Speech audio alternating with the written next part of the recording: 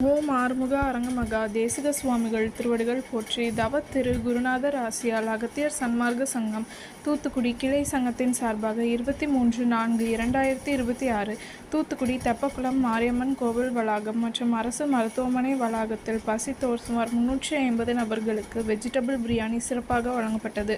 வழங்கியவர்கள் Mahalakshmi transport owner திரு ஜெகன் மற்றும் Sharmila traders owner மற்றும் Prabin transport manager திரு பெருமாள்.